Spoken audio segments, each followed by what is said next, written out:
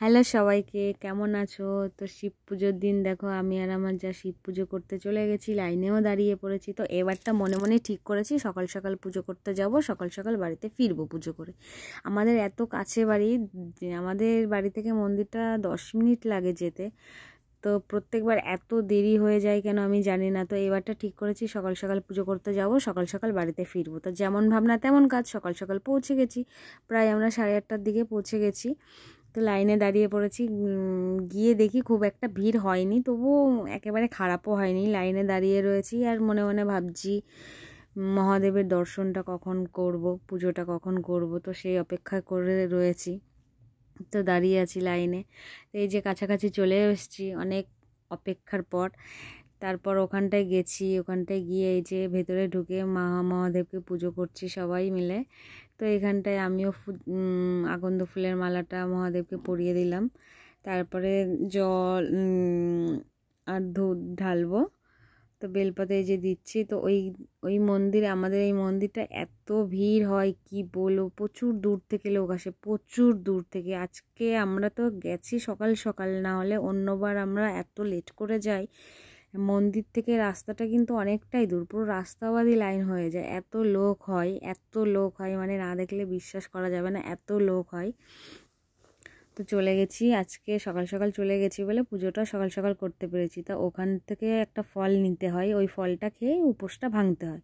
তো আমি তো কোনো ফলই পাইনি, যেটাই হাত দিচ্ছি সেটাই শুধু বেল আর বেল। তো লাস্টে আমি একটা কলা পেয়েছি, তো কলাটাই নিয়ে নিয়েছি। তো পাশেই হচ্ছে মা মনসার মন্দির আছে। তো এখানটা আমার যা দুধ কলা দিচ্ছে। তো আমাদের ওইখানটায় মন্দিরটায় অনেকগুলোই মন্দির আছে। মা মনসার মন্দির আছে, রাধাকৃষ্ণর মন্দির আছে, মা কালীর মন্দির আছে। তো এইখানটা পুজো করে তো ওই রাধাকৃষ্ণর মন্দিরে যাব। আর এই দিনটাতে না সত্যি সবাই অপেক্ষা করে থাকে এই দিনটার জন্য।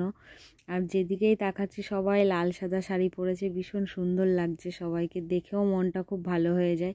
আর এই দিনটার জন্য আমিও অপেক্ষা করে থাকি আবার একটা বছর পর।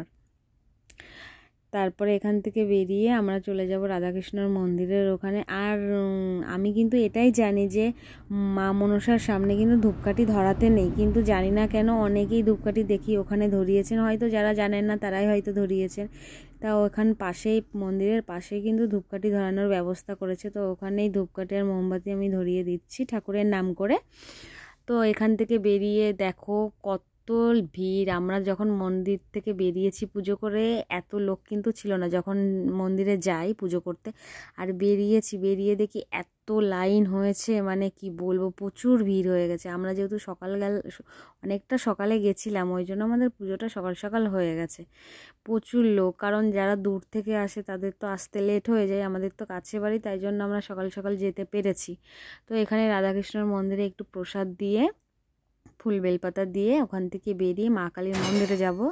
মন্দিরে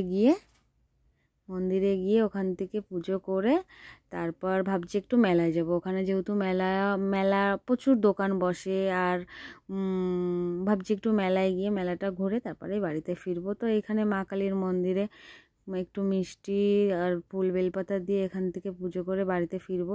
লাভ ইউ অল, টাটা।